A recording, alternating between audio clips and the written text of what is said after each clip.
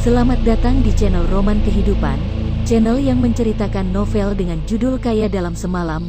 Jangan lupa like, komen, dan subscribe. Selamat mendengarkan. Bab 270. Antar aku untuk menemui mereka berdua. Qin Lang sangat cemas setelah panggilan itu. Dia sama sekali tidak meragukan kalau orang itu akan membunuh Dai Qianbai jika dia terlambat. Qin Lang berlari keluar Universitas Shanjing dan menaiki taksi menuju rumah Dai Qianbai. Sebelum Dai Qianbai pulang tadi, Qin Lang sudah menanyakan di mana rumahnya. Pak, lebih cepat lagi. Qin Lang merasa supir ini mengendarai dengan sangat lambat. Dik, aku sudah membawanya dengan kecepatan paling cepat di dalam kota. 35 mil. Jangan buru-buru.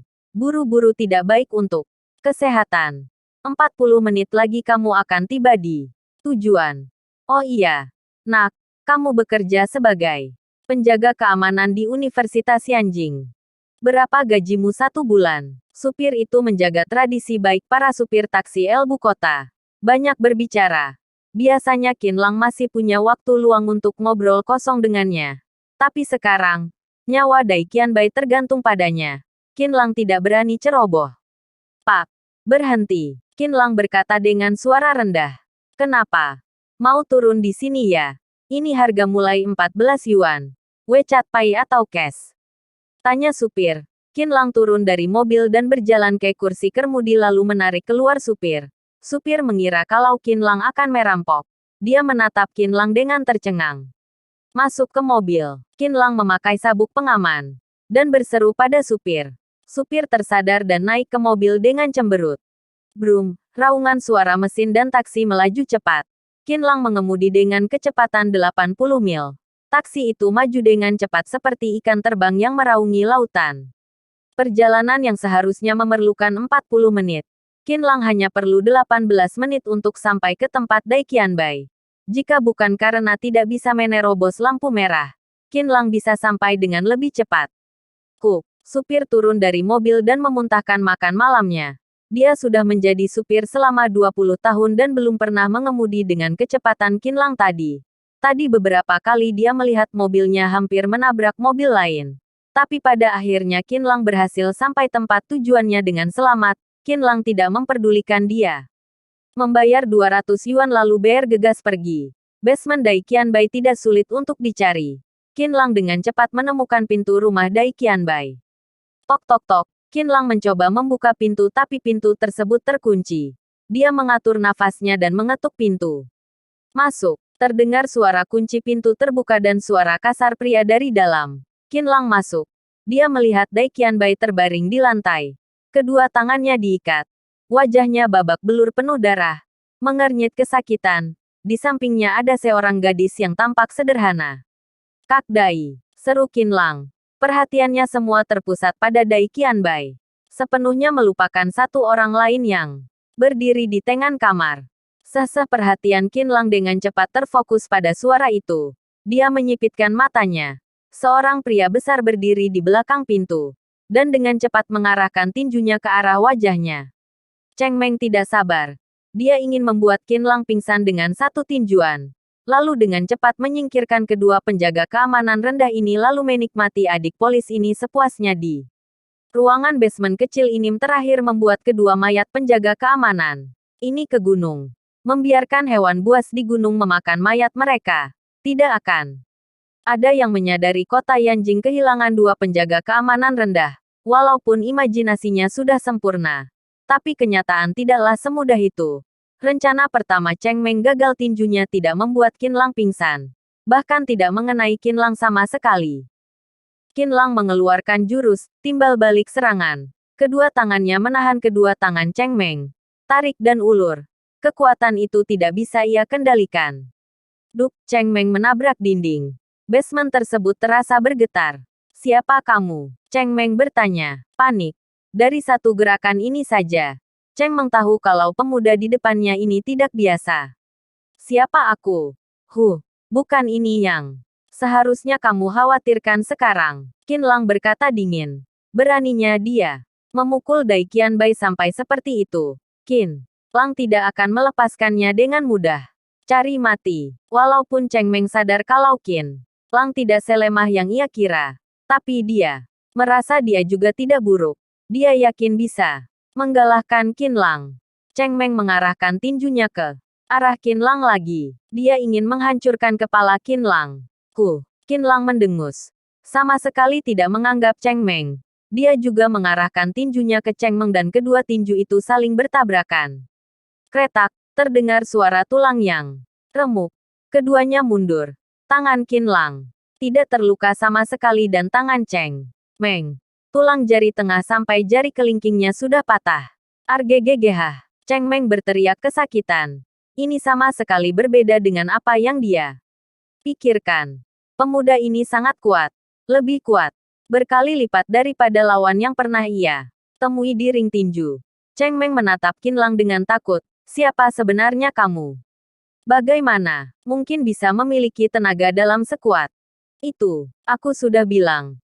Ini bukanlah sesuatu yang harus kamu pikirkan. Qin Lang menatap Cheng Meng dengan dingin. Dia berjalan mendekat selangkah demi selangkah. Baru kali ini Cheng Meng merasakan ketakutan seperti ini. Tiba-tiba, Cheng Meng mengangkat tangannya. Dia memegang pistol di tangannya. Mengarahkannya ke kepala Qin Lang. Dalam keadaan normal, Cheng Meng akan menggunakan pistolnya. Dia merasa tinju lebih menyenangkan daripada pistol. Tapi kali ini, Cheng Meng menggunakan pistolnya. Dia merasa tidak akan melihat matahari lagi jika tidak menggunakan pistol. Qin Lang menghentikan langkahnya. Menatap pistol Cheng Meng. Hehe. Cheng Meng tertawa dingin. Ekspresinya menjadi lebih santai. Kenapa kalau tenaga dalammu lebih kuat daripada aku? Kamu kira di kehidupan modern ini seni bela diri tinggi berarti tidak terkalahkan? Lucu. Bahkan jika kamu adalah Xiang Yu, kamu juga harus mati hari ini.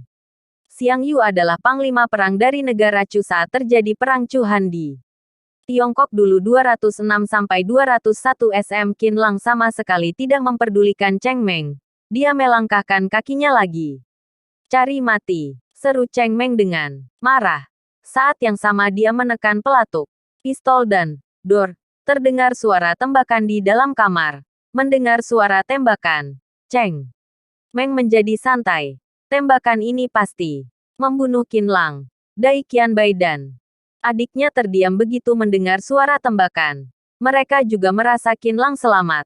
Dalam sekejap mata, mereka sama sekali tidak memperhatikan. Di saat yang sama ketika Cheng Meng menekan pelatuk, tangan Qin Lang bergerak secepat kilat. Ting, percikan kecil meledak di antara Qin Lang dan Cheng Meng. Dan kemudian, wush, ada lubang hitam kecil di dinding di samping Qin Lang. Sepotong peluru kecil tembaga tertanam di dalamnya. Peluru meluncur ke bawah dinding perlahan dan jatuh ke tanah. Tring, tadi Qin Lang fokus pada kepala pistol Cheng Meng. Saat Cheng Meng menekan pelatuknya, secara bersamaan Qin Lang menembakkan satu pisau kecil. Pisau tersebut mengenai peluru dan membelokkan arah peluru. Kamu, Cheng Meng tercengang. Apa yang sebenarnya Qin Lang lakukan tadi? Mana mungkin ada manusia yang bisa membelokkan peluru? Di mata Cheng Meng, Qin Lang berubah menjadi lawap yang menyeramkan. Jika tidak membunuhnya dengan cepat, Cheng Meng pasti akan mati. Mati saja. Cheng Meng berseru dan melepaskan 7 tembakan berturut-turut. Tapi setiap tembakan meleset seperti tembakan pertama. Cheng Meng dengan panik menarik pelatuknya. Tetapi semua peluru sudah ditembakkan. Plak, Qin Lang menamparkan wajah Cheng Meng. Cheng Meng terdorong ke belakang karena kekuatan yang besar. Menabrak dinding sebelum terjatuh ke lantai, Qin Lang hanya mengeluarkan setengah tenaga dalamnya dalam tamparan itu. Jika dia memfokuskan semua kekuatannya, leher Cheng Meng pasti sudah patah. Duk, Qin Lang tidak memberi Cheng Meng kesempatan untuk bernafas. Dia mengangkat kakinya dan menendang tulang rusuk Cheng Meng. Serak, Cheng Meng terseret ke belakang karena tendangan itu dan menabrak dinding. Tulang rusuknya hampir patah. Tidak patah karena Qin Lang tidak ingin melakukannya. Jika Qin Lang ingin mematahkan 24 tulang rusuknya bukanlah hal yang sulit. Bangun. Qin Lang membungkuk dan meraih pinggang Cheng Meng dengan kedua tangan. Dengan otot yang kencang, dia mengangkat Cheng Meng dan dengan keras melemparkannya ke bawah punggung. Cheng Meng bersentuhan dengan tanah. Dan ada suara keras di ruangan itu. Arg. Cheng Meng berguling di lantai sambil memegang punggungnya. Wajahnya mengerut karena kesakitan yang amat sangat. Dia menggertakkan giginya menahan sakit. Jika menyuruh Cheng Meng mati sekarang juga, Cheng Meng pasti akan menyetujuinya dengan cepat. Dengan begitu dia tidak akan merasakan sakit yang luar biasa ini. Qin Lang berjalan ke arah Dai Qianbai dan memapahnya berdiri. Terima kasih. Terima kasih, Dai Qian Liu. Berterima kasih pada Qin Lang. Baginya Qin Lang adalah penyelamatnya. Bawalah Kak Dai ke rumah sakit dulu. Pergi ke rumah sakit besar. Tidak perlu khawatirkan uang. Setelahnya aku akan mencari kalian ke rumah sakit, kata Qin Lang pada Dai Qian Liu. Baik, Dai Qian Liu mengangguk. Dia juga ingin secepatnya membawa kakaknya ke rumah sakit untuk diobati. Qin Lang, ikutlah bersama kami, kata Dai Qianbai. Dia sangat berterima kasih pada Qin Lang. Cheng Meng ini jelas adalah orang dari dunia bawah tanah. Jika Qin Lang berdiam lebih lama di sini dan teman-teman Cheng Meng datang, sehebat apapun Qin Lang juga akan kesulitan. Aku masih ada urusan. Kak Dai, pergilah dulu ke rumah sakit dengan adikmu. Aku akan segera mencarimu nanti. Qin Lang menggelengkan kepalanya. Kak Qin, aku dan kakakku pergi dulu. Berhati-hatilah. Selesai mengatakannya, Dai Qian Liu memapah kakaknya keluar. Saat ini, Cheng Meng yang berguling di lantai akhirnya merasa sakitnya mereda. Sedikit, melihat tatapan Qin Lang yang mengarah padanya. Tubuhnya bergetar. Berusaha mundur dengan kedua tangannya. Melihat Qin Lang seperti iblis dari neraka. Sekarang bawa aku menemui kedua keturunan generasi kedua yang kaya itu. Qin Lang berkata dingin. Tanpa perlu ditanya. Cheng Meng pasti dikirimkan oleh dua orang keturunan generasi kedua yang kaya yang mereka singgung tadi. Jika mereka ingin membunuhnya dan Dai Qianbai, maka Qin Lang tidak akan memaafkan mereka dengan mudah. Baik-baik, Cheng Meng tidak berani melawan dan buru-buru menjawab. Aku juga tidak tahu mereka ada di mana sekarang. Aku perlu menanyakannya terlebih dahulu. Tanyakanlah. Bagaimana mengatakannya? Apa yang harus dikatakan?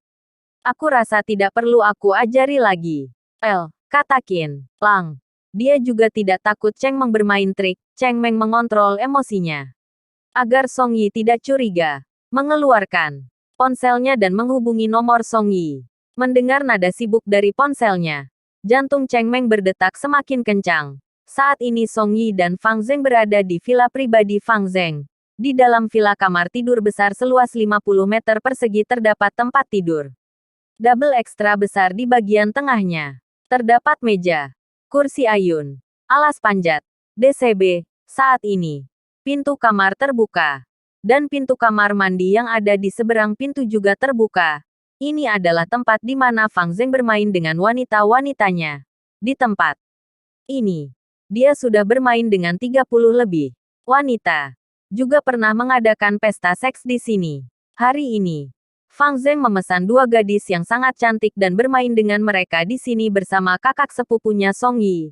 Di dalam kamar, pakaian Fang Zheng, Song Yi dan dua gadis pesanan bertebaran di lantai. Fang Zheng sedang menikmati gadis pesanan yang terbaring di atas meja. Dan Song Yi sudah membawa gadis pesanannya ke dalam kamar mandi. Tubuh Fang Zheng berkeringat. Hanya terdengar suara desahan gadis pesanan di bawah tubuhnya. Fang Zheng benar-benar merasa terbang ke awan. Tiba-tiba terdengar suara dering ponsel. Itu adalah ponsel kakak sepupunya. Pakaian kakak sepupunya ada di sampingnya. Fang Zheng melirik ke arah kamar mandi. Memikirkan kalau kakak sepupunya sedang asik. Lebih baik tidak memanggilnya. Dia mengeluarkan ponsel Song Yi ingin mematikannya. Ia melihat nama Cheng Meng di layar. Fang Zheng sangat gembira. Pasti Cheng Meng ingin melaporkan keberhasilannya. Dia menerima panggilan itu dan langsung bertanya, Cheng Meng, dua penjaga keamanan itu sudah disingkirkan. Bab 271. Kamu sendiri yang memerintahkannya. Tuan Muda Fang. Cheng Meng tidak menyangka bahwa orang yang mengangkat telepon adalah Fang Zheng. Tetapi jika didengar dari nada bicara Qin Lang, sepertinya Fang Zheng dan Song Yi telah memprovokasi Qin Lang bersama. Jika Fang Zheng bisa mengangkat ponsel Song Yi, itu sudah berarti bahwa dia bersama dengan Song Yi sekarang. Lia, aku telah membunuh kedua satpam itu. Kata Cheng Meng berbohong. Keren sekali. Setelah Fang Zeng mendengarnya, dia merasa gembira di dalam hatinya. Seluruh tubuhnya menjadi lebih kuat dan suara teriakan wanita itu menjadi lebih keras. Tuan Muda Fang, apakah Anda berada di Hotel Kuan Mei sekarang? Tanya Cheng Meng. Hotel Kuan Mei adalah hotel yang sering dikunjungi oleh Fang Zeng. Tidak. Aku berada di dalam rumahku bersama kakak sepupuku sekarang. Apakah kamu sudah mendengarnya? Lihatlah betapa menyedihkannya para wanita itu disiksa olehku. Hahaha. Fang Zeng berkata. Cheng Meng, kamu melakukan pekerjaan yang sangat baik kali ini. Aku punya wanita yang tidak kuinginkan lagi dan aku akan memperkenalkannya untukmu. Agar kamu juga bisa merasakan kepuasan darinya. Sudahlah. Aku ingin mengeluarkan tenaga sebanyak mungkin. Agar wanita di bawahku berteriak lebih keras. Setelah itu, Fang Zeng menutupi panggilannya. Mereka berada di rumah Tuan Muda Fang sekarang. Kata Cheng Meng sambil menatap Qin Lang dengan hormat. Bawa aku ke sana sekarang. Qin Lang masih punya amarah yang perlu dilampiaskan.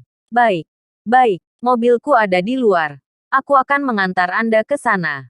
Cheng Meng sama sekali tidak berani mengucapkan kata tidak kepada Qin Lang. Qin Lang mengikuti Cheng Meng dan berjalan keluar dari rumah Dai Qianbai. Karena perkelahian tadi, ada banyak penghuni yang datang untuk menyaksikannya. Tetapi setelah melihat Qin Lang dan Cheng Meng, mereka segera menghindar. Karena takut hal itu akan mempengaruhi diri mereka sendiri. Cheng Meng bangkit dan melaju ke kompleks mewah tempat Fang Zeng tinggal. Saat ini, di dalam villa pribadi Fang Zeng, pintu kamar mandi terbuka. Song Yi menarik tangan wanita dan melakukan gerakan maju mundur, sambil mendorongnya ke arah kamar tidur.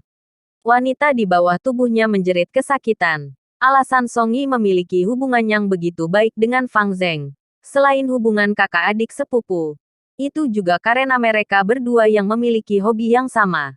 Tahun ini, Song Yi berusia 24 tahun, sejak adanya pertama kali di usia 16 tahun. Song Yi telah bermain dengan lebih dari 100 orang wanita yang berbeda hingga usianya 20 tahun. Dia sudah bosan dengan jenis bercinta yang sama. Setelah usia 20 tahun, Song Yi menggemari bercinta ramai-ramai dengan orang banyak. Dia juga pernah mencoba 2 pria 1 wanita. 2 wanita 1 pria ataupun 2 pria 2 wanita. Selama 2 tahun ini, jenis bercinta orang banyak ini juga tidak bisa menarik minat Song Yi. Suatu kali, Fang Zeng memintanya keluar untuk bermain dengan seorang wanita. Setelah berpikir bahwa hubungan dirinya sendiri dan Fang Zeng adalah kakak adik sepupu, etika yang kacau ini membuat Song Yi ketagihan lagi. Apakah Cheng Meng yang meneleponmu tadi? Tanya Song Yi. Dia mendengar suara dering ponsel di dalam kamar mandi tadi. Benar. Kakak sepupu. Cheng Meng sudah bilang bahwa kedua satpam itu telah dibunuh olehnya. Kata Fang Zeng dengan penuh semangat. Oh, apakah sudah selesai? Song Yi merasa sedikit terkejut. Dia ingat bahwa dirinya sendiri pernah meminta Cheng Meng untuk membunuh orang beberapa kali sebelumnya. Setelah Cheng Meng selesai menangani mayat itu setiap kalinya, dia baru akan meneleponnya untuk melapornya. Saat ini, Cheng Meng baru saja pergi kurang dari 2 jam. Dalam waktu yang begitu singkat ini, apakah Cheng Meng sudah membunuh dan menangani mayat dari kedua satpam itu? Mungkin saja kali ini Cheng Meng melakukannya dengan lancar bukan? Pikir Song Yi di dalam hatinya. Kakak sepupu. Aku merasa sangat senang sekarang. Ayo. Mari kita berdua bermain bersama di atas ranjang. 2 pria, 2 wanita sangat asyik. Fang Zeng menyarankannya. Sambil berkata demikian, dia menepuk pantat wanita di bawah tubuhnya.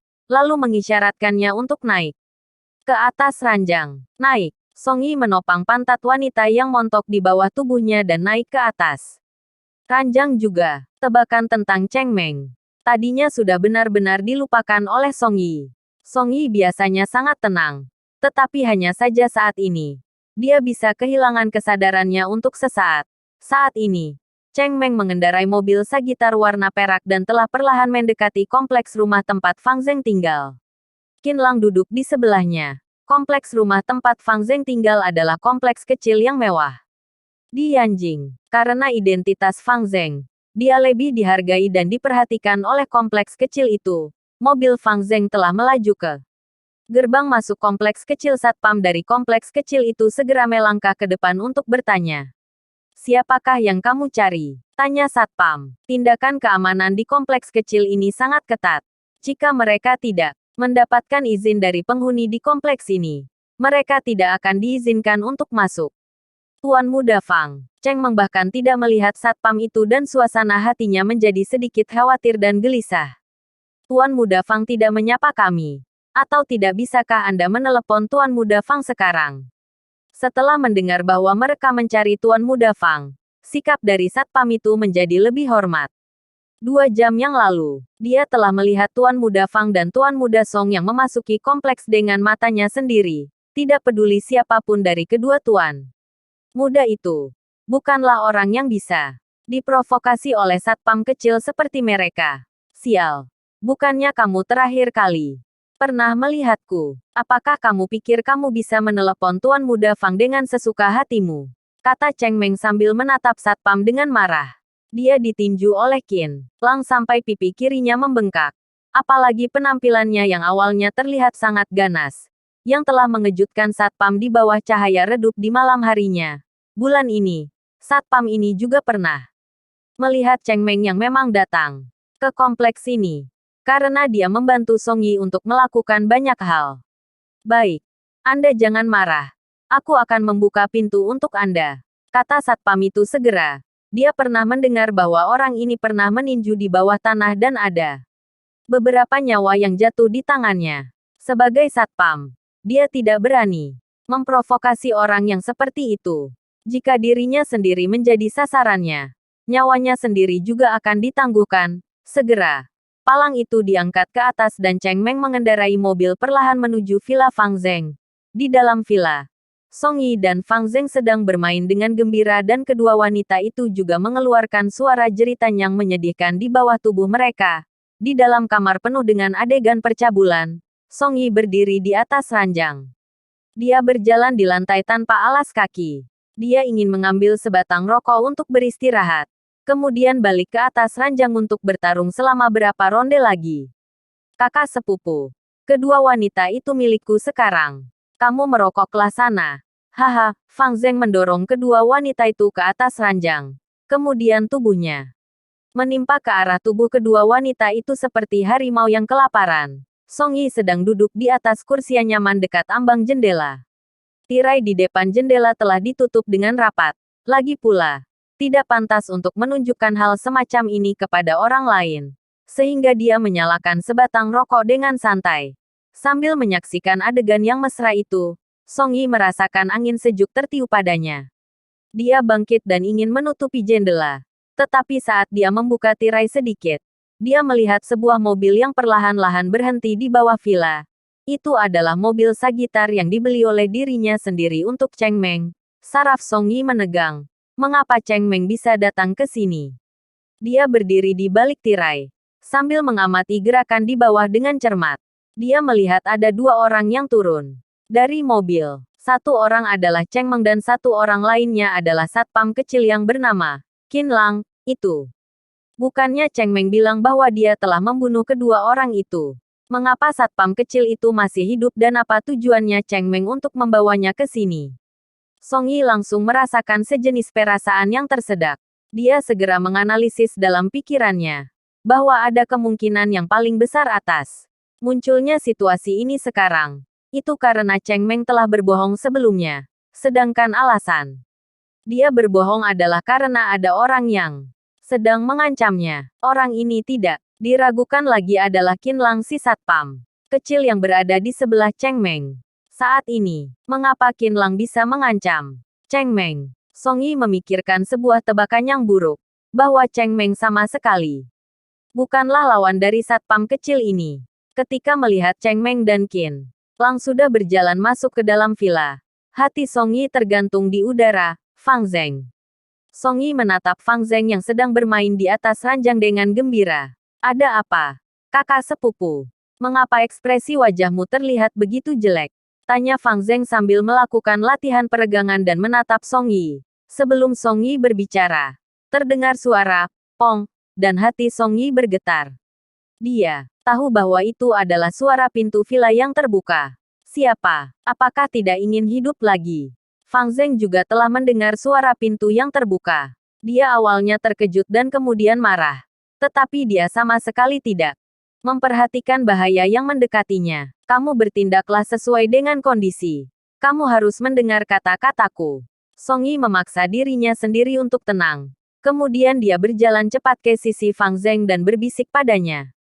Apa? Fang Zeng tampak bengong. Dia bahkan tidak tahu apa yang dimaksud oleh Song Yi. Tak. Saat ini, terdengar suara langkah kaki di dalam villa. Song Yi dan Fang Zeng mengarahkan pandangan mereka ke pintu kamar tidur dan kedua pria itu perlahan-lahan muncul di depan mata mereka.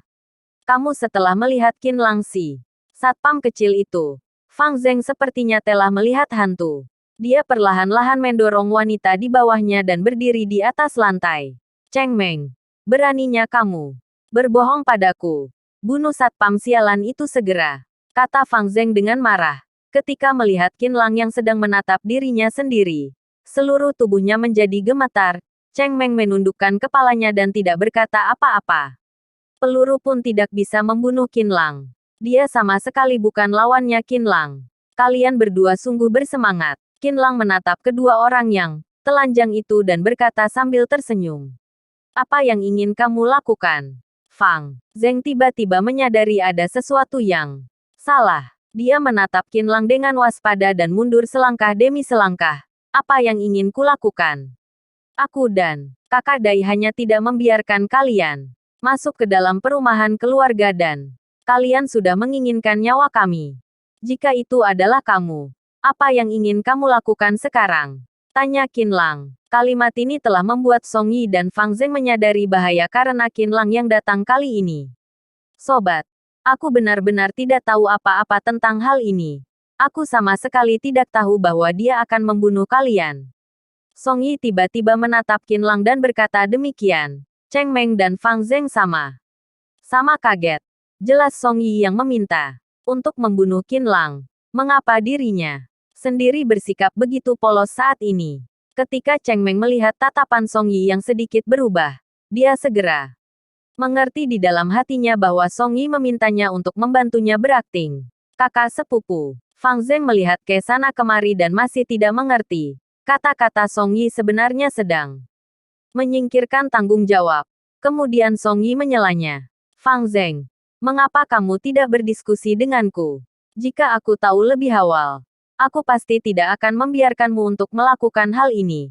Sudah jelas bahwa ini adalah kesalahan kita, kata Song Yi sambil menatap Fang Zeng. Dia juga mengedipkan mata pada Fang Zeng, ketika berpikir bahwa Song Yi pernah berkata, kamu harus mendengar kata-kataku, padanya. Fang Zeng baru saja mengerti bahwa Song Yi sedang mengisyaratkan dirinya sendiri untuk mengambil tanggung jawabnya. Jika Fang Zeng mengakui bahwa dirinya sendiri yang memerintahkan Cheng Meng, siapa yang bisa berpikir bahwa balas dendam apa yang akan dilakukan oleh Qin Lang pada dirinya sendiri? Fang Zeng juga tidak bodoh. Dia pasti tidak ingin mengambil semua tanggung jawabnya untuk dirinya sendiri. Tetapi jika dirinya sendiri tidak mendengar kata-kata kakak sepupunya, bahkan jika dia telah melewatinya hari ini, dia juga akan kehilangan kepercayaan dari kakak sepupunya. Kekuatan dari keluarga Song Yi Dianjing tidak sebanding dengan keluarga Fang Zeng. Keluarga Fang Zeng mengandalkan hubungan sepupunya dengan keluarga Song untuk mendapatkan banyak bisnis. Jika kehilangan dukungan dari keluarga Song, ini akan menjadi sebuah pukulan terberat bagi keluarga Fang Zeng. Saat ini, Fang Zeng hanya bisa mengikuti ide dari Song Yi dan mengambil semua tanggung jawabnya untuk dirinya sendiri. Aku tidak tahu bahwa Cheng Meng tidak bisa menyelesaikannya. Kakak sepupu, apa yang harus kulakukan sekarang? Tanya Fang Zeng sambil menatap Song Yi. Kalau begitu apakah kamu sendiri yang memerintahkan Cheng Meng untuk membunuh kami? Qin Lang mengarahkan pandangannya ke tubuh Fang Zeng, seperti seekor ular berbisa yang sedang menatap mangsanya dengan ketat. Bab 272. Menanggung akibat tindakannya sendiri. Mengapa? Apa yang ingin kamu lakukan? Aku beritahu kamu bahwa aku adalah tuan muda dari grup Wei Hui dan kakak sepupuku adalah orang dari keluarga Song Dianjing. Jika kamu berani menyentuhku, aku tidak akan membiarkanmu pergi dari Yanjing dengan Hidup-hidup, kata Fang Zeng. Biasanya, ketika dia menyebutkan namanya sendiri, bahkan sosok orang yang paling kuat pun tidak berani menyentuhnya. Apakah kamu bisa melakukan apapun dengan sesuka hatimu dengan identitasmu? Seperti itu, tanya Qinlang sambil berjalan mendekati Fang Zeng selangkah demi selangkah. Aku peringatkan kamu, jangan mendekatiku. Fang Zeng mundur ke sisi ranjang. Dia memiliki rasa takut yang dalam terhadap Qinlang di dalam hatinya, karena orang ganas yang seperti Cheng Meng pun tidak berhasil untuk membunuhnya. Fang Zeng telah mundur ke sisi ranjang dan duduk di atas ranjang. Kedua tangannya menyentuh ranjang dan masih mundur ke arah belakang ranjang, sampai dia mundur ke sandaran ranjang. Dia sudah tidak bisa mundur lagi. Kakak, ampunilah aku kali ini. Ini karena kecerobohanku sesaat, sehingga aku mencari orang untuk membunuhmu. Fang Zeng tiba-tiba mengubah wajahnya, lalu menatap Qinlang sambil menangis dan berkata demikian. Saat ini, Qinlang sudah berjalan ke sisi ranjang, sedangkan Song Yi berdiri di belakangnya. Ketika melihat Qinlang yang sama sekali tidak ada persiapan, otot-otot lengan Song Yi perlahan mengencang dan ada kesan kekejaman di matanya. Dia adalah praktisi judo yang telah mencapai tahapan dan kelima. Sekarang posisinya dan Qinlang memungkinkan dia untuk mencekik leher Qinlang dengan sangat mudah. Setelah dia mencekik leher Qinlang, dia akan seperti seekor ular piton yang perlahan-lahan mengencangkan tubuhnya sampai Qinlang mati. Tepat ketika Song Yi hendak bertindak, dia melihat Fang Zeng yang segera mengeluarkan pistol dari bawah bantalnya dan membidiknya ke arah Qinlang, kemudian menyeringai dan berteriak, "Pergilah mati sana." Fang Zeng selalu membawa pistol di sisinya. Tiba-tiba dia teringat bahwa pistolnya diletakkan di bawah bantal, sehingga dia mundur di atas ranjang. Dia memohon pengampunan dari Qinlang demi mengalihkan perhatiannya dan menurunkan kewaspadaannya. Saat ini, dia mengeluarkan pistolnya dan ingin memberikan sekali tembakan yang fatal kepada Qinlang. Dor dor dor. Fang Zeng melepaskan 3 kali tembakan ke arah Qinlang. Qinlang merasa sedikit terkejut ketika Fang Zeng sedang mengangkat tangan untuk mengangkat pistolnya. Tubuhnya segera bersembunyi ke samping seperti seekor cita. Ketiga peluru Fang Zeng menghantam dinding dan tidak ada satu peluru pun yang mengenai Qinlang. Fang Zeng merasa kagum dengan kecepatan Qinlang. Dia sudah sangat cepat sekali. Bagaimana bisa Qinlang bersembunyi? Fang Zeng menemukan sosok bayangan Qinlang dan segera membidik pistolnya ke arah Qinlang lagi, tetapi sebelum dia menekan pelatuknya, dia hanya melihat cahaya dingin yang melintas dan diikuti dengan suara tring. Sebilah pedang telah mengenai pistol Fang Zeng dan menimbulkan sedikit percikan api. Telapak tangan Fang Zeng gemetar tajam. Dia sama sekali tidak bisa memegang pistol. Prak, pistolnya jatuh ke atas ranjang. Fang Zeng tidak peduli dengan rasa sakitnya dan ingin mengulurkan tangannya lagi untuk mengambilnya. Tetapi ada sebuah bayangan tangan yang muncul di depan matanya dan pistol itu telah menghilang. Fang Zeng perlahan mendongak dan melihat Qinlang sudah memegang pistol di tangannya.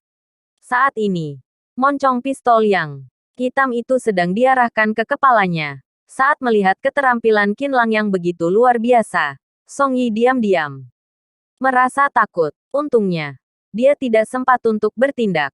Jika tidak, sebelum dia mencekik Qinlang, mungkin saja Qinlang telah menyelesaikan nyawanya terlebih dahulu. Fang Zeng ketakutan sampai nyawanya akan terguncang. Dia tanpa sadar berbaring di atas ranjang, lalu melihat penis kecilnya yang baru saja kembali normal. Saat ini, malah ada kecenderungan untuk menyusut dan masuk ke dalam perut. Apakah kamu ingin mencicipi rasa beras kacang? Tanya Qinlang dengan dingin. Tidak, tidak, tidak. Fang Zeng baru saja kembali sadar dan segera menyangkalnya. Dia berlutut di atas ranjang dan mengetuk kepalanya pada Qinlang. Kakak Qinlang, aku sudah salah. Aku impulsif sesaat dan berharap Anda tidak perhitungan denganku. Aku adalah seorang penjahat yang tahu malu. Kemarilah, kata Qinlang sambil menatap Cheng Meng. Baik, jawab Cheng Meng dengan gugup, sambil berjalan ke sisi Qinlang. Gunakan pistol ini untuk menembaknya 3 kali. Qinlang menyerahkan pistolnya kepada Cheng Meng. Jika Fang Zeng dan Cheng Meng ingin membunuh dirinya sendiri dan Dai Qianbai, maka Qin Lang pasti akan membiarkan mereka membayar pengorbanannya. Dia sudah bukan lagi tuan muda dari keluarga Qin sekarang dan tidak bisa lagi menggunakan kekuatan dari keluarga Qin untuk menyelesaikan masalah, sehingga dia tidak bisa bertindak pada hal-hal seperti ini sendirian. Karena itu akan menyebabkan masalah yang sangat besar bagi dirinya sendiri. Cheng Meng mengambil pistolnya, lalu perlahan melihat Fang Zeng yang sedang berlutut di atas ranjang dan berkata dengan sedikit gemetar, "Tuan muda Fang, maafkan aku, Cheng Meng. Beraninya kamu berulah. Cobalah jika kamu berani menembakku. Aku akan membunuhmu," seru Fang Zeng dengan panik. "Maafkan aku, Tuan muda Fang." Cheng Meng perlahan mengangkat pistolnya. Dari sikap Qin Lang yang tenang, dia tahu bahwa jika dirinya sendiri tidak mengikuti apa yang dikatakan Qin Lang, maka dialah yang mungkin akan tertembak. "Kamu." Seluruh tubuh Fang Zeng sedang gemetar. Dia menatap Song Yi dan berkata, "Kakak sepupu, cepat minta dia untuk menghentikannya. Cepat, dia akan menembakku." "Cheng Meng," teriak Song Yi, "kakak sepupu, kamulah yang memperlakukanku dengan baik. Cepat minta dia letakkan pistolnya." Fang Zeng merasa sangat gembira, karena kakak sepupunya telah menyelamatkannya. Dia menatap Cheng Meng dan mengutuknya. "Cepat letakkan pistolnya. Apakah kamu tidak tahu siapakah kakak sepupuku? Jika kamu berani tidak mematuhinya, keluarga Song tidak akan melepaskanmu pergi. Letakkan pistol itu sekarang." "Fang Zeng." Song Yi menatap Fang Zeng dan mengerutkan kening. Fang Zeng merasa tercengang. Sepertinya Song Yi bukan ingin menghentikan Cheng Meng. Song Yi lanjut berkata, "Turun dari ranjang dan berdiri di tanah. Kemudian biarkan Cheng Meng menembakmu 3 kali. Jika kamu berlutut di atas ranjang, tidak baik bagimu jika Cheng Meng menembak ke posisi yang salah."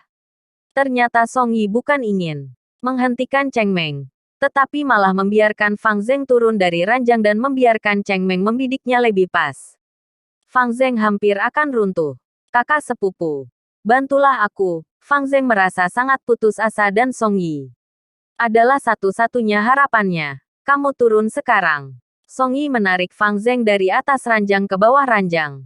Dia benar-benar berpikir demi kebaikan Fang Zeng. Jika dia menyusut menjadi bola di atas ranjang, bukannya itu memaksa Cheng Meng untuk menembak ke arah kepala Fang Zeng. "Tidak ada gunanya untuk memohon padaku," kata Song Yi sambil mengerutkan kening. Fang Zeng kembali sadar dan segera menatap Qin Lang. "Tuan muda Qin, lepaskan aku pergi. Aku adalah generasi kedua kaya dan aku bisa memberimu banyak uang. Aku mohon padamu untuk tidak membiarkan Cheng Meng menembakku. Kulitku tipis dan 3 tembakan itu akan membunuhku." Saat ini, Fang Zeng seperti seorang pengemis. Dia benar-benar sudah lupa bahwa betapa sombong dan mendominasinya dia saat berada di perumahan keluarga Universitas Yanjing. Dia sekarang sedang mengemis pada orang yang dia sebut anjing di sore hari tadinya.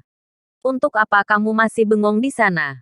Qin Lang sama sekali tidak menunjukkan rasa belas kasihannya pada Fang Zeng. Kemudian dia memaksa Cheng Meng lagi. "Baik," jawab Cheng Meng dan hendak mengarahkan pistol ke arah kaki Fang Zeng. Pong-pong-pong 3 kali suara tembakan itu terdengar dari dalam villa. Kaki kanan Fang Zeng telah ditembak 3 kali berturut-turut dan darah segera mengalir keluar dari ketiga luka itu. Kemudian, Fang Zeng menjerit seperti babi. Ark. Dia jatuh ke tanah dan kedua tangan memeluk kakinya. Rasa sakitnya seperti air terjun yang merangsang korteks otak besarnya, yang membuatnya hidup tidak sebanding dengan mati segera. Ada genangan darah merah cerah di tanah. "Bagus. Masalah sudah terselesaikan. Aku akan pergi." Setelah Qin Lang melihat Fang Zeng yang kesakitan di tanah, dia berbalik dan berjalan menuju pintu. Dia ingin pergi ke rumah sakit untuk melihat kondisi Dai Qianbai. Sedangkan Cheng Meng yang menembak Fang Zeng berada di dalam situasi yang lebih bahaya. Dia telah menembak Fang Zeng. Apa yang akan dilakukan oleh keluarga Fang dan keluarga Song terhadap dirinya sendiri? Setelah bengong sesaat, Cheng Meng memilih untuk kabur. Tidak masalah jika ditangkap oleh polisi. Tetapi jika ditangkap oleh keluarga Fang dan keluarga Song, konsekuensinya tidak bisa ditebak dan mungkin saja dia akan dibunuh sampai mati. Cheng Meng berlari keluar dari villa. Keluarga Fang seperti babi. Dia segera mengendarai mobil Sagitarnya dan melaju keluar dari kompleks kecil. Fang Zeng masih berbaring di tanah dan menjerit. Kedua wanita di atas ranjang itu sudah begitu ketakutan sampai meringkuk di salah sudut.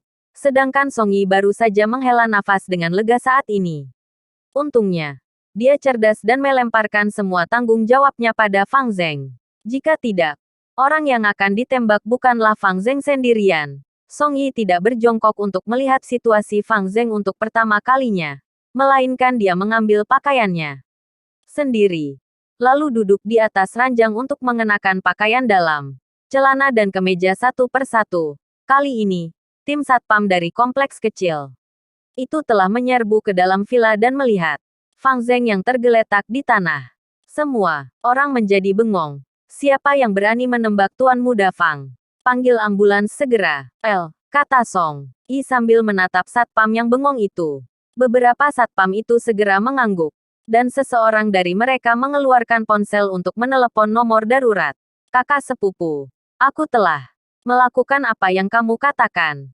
Kamu harus membantuku untuk membalas dendam dan membunuh satpam itu. Dan Cheng Meng, aku ingin mereka 100 kali lebih buruk dariku. Fang Zeng telah menyesuaikan beberapa kesakitan dari pahanya. Dia mendongak dengan susah payah, lalu menatap Song Yi dan berkata demikian. Oke, kakak sepupu akan mengingat pengorbananmu untukku kali ini. Song Yi berjalan dan berjongkok di sisi Fang Zeng. Dia mengusap kepala Fang Zeng dengan lembut, lalu perlahan mengalihkan pandangannya ke kejauhan. Matanya memancarkan sedikit kesan kebencian dan berbisik. Aku akan membiarkan satpam itu merasakan hidup yang tidak sebanding dengan mati dan membiarkan dia merasa putus asa. Kemudian aku akan membunuhnya secara pribadi. Song Yi tidak mengizinkan seseorang yang memiliki keterampilan bela diri yang kuat dan berdiri di sisi yang berlawanan dengan dirinya sendiri untuk bertahan hidup. Qin Lang menaiki taksi dan menelepon Dai Qianbai. Setelah menanyakannya, Dai Qianbai dibawa ke rumah sakit Rensin di Yanjing dan Qin Lang segera bergegas ke rumah sakit Rensin. Setelah turun dari taksi, Qin Lang berlari ke lantai 3 di rumah sakit. Di dalam sebuah kamar bangsal umum, dia telah melihat Dai Qianbai dan adiknya.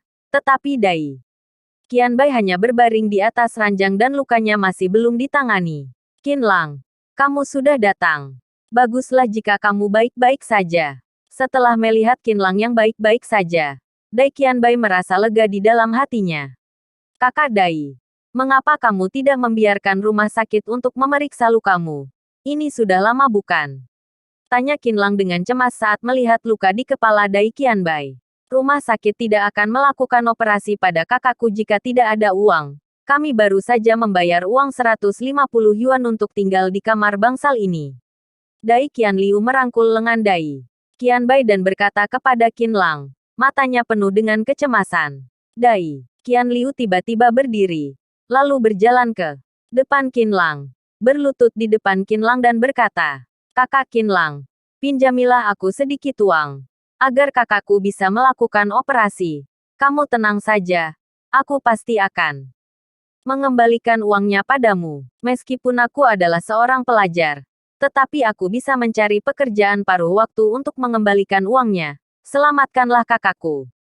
Nada bicara Dai Qianliu membawa suara tangisan yang terdengar sangat sedih. Meskipun Qin Lang sebelumnya pernah berkata bahwa carilah dia untuk masalah uang, tetapi Dai Qianliu tidak percaya. Dia berpikir bahwa Qin Lang hanya berbicara sekilas saja. Selama bertahun-tahun hidup dengan kakaknya, Dai Qianliu sudah tidak tahu berapa banyak orang yang menyebutkan dirinya sendiri sebagai kakak atau adik, di mana satu persatu dari mereka berlari lebih cepat saat dalam kesulitan. Dai Qianliu berharap agar Qin Lang bisa meminjamkan uang kepada kakaknya untuk melakukan operasi dan menyembuhkan kakaknya terlebih dahulu. Tidak peduli apa pun ke depannya, Dai Qianliu juga akan mengembalikan uang ini kepada Qin Lang. Qianliu, berdirilah. Kakak baik-baik saja. Beli sedikit kain kasa dan alkohol untuk mengurusnya sendiri. Berdirilah, kata Dai Qianbai sambil menatap adiknya. Qin Lang juga bekerja sebagai satpam. Apalagi dia baru saja datang. Bagaimana bisa dia memiliki uang untuk meminjamkannya kepada dirinya sendiri? Qin Lang merasa sangat terharu saat melihat Dai Qianliu yang sedang berlutut di tanah. Dia benar-benar adik perempuan yang baik. Qin Lang tidak berbicara dan segera keluar dari kamar bangsal. Kakak, apa yang harus kita lakukan? Rekan kerjamu juga sudah pergi. Apalagi, lukamu akan terinfeksi tanpa operasi. Hati, Dai Qianliu terasa dingin. Dia berdiri, lalu duduk di samping Dai Qianbai dan menatapnya dengan sedih. Tidak apa-apa. Bukannya kakak sudah bilang bahwa kulitku tebal. Kita sendiri hanya cukup untuk membeli alkohol dan kain kasa, kata Dai Qianbai. Meskipun dia juga bisa memahami pelarian Qin Lang. Tetapi bagaimanapun, biaya operasinya adalah puluhan ribu yuan. Dirinya sendiri juga seorang satpam dan butuh waktu beberapa tahun untuk mengembalikannya sampai lunas. Tetapi Dai Qianbai masih merasa sedikit kecewa di dalam hatinya. Kakak, berbaringlah. Aku akan membeli kain kasa dan alkohol, kata Dai Qianliu sambil berdiri dan berjalan ke arah pintu. Buk, tiba-tiba, Dai Qianliu bertabrakan dengan tubuh seseorang. Dia mendongak dan melihat bahwa itu adalah Qin Lang. Kamu mau pergi kemana? Tanya Qin Lang. Aku akan pergi membeli kain kasa dan alkohol untuk membungkus luka kakakku. Dai Qianliu menatap Qin Lang dengan sedikit kaget. Mengapa dia kembali lagi? Luka kakakmu begitu parah. Aneh jika kamu bisa membungkusnya sendiri. Qin Lang merasa sedikit tidak masuk akal. Dia menoleh ke belakang dan ada seorang dokter dan dua perawat di belakangnya. Kemudian dia berkata, "Dokter, tolong lakukan operasi untuk temanku secepat mungkin."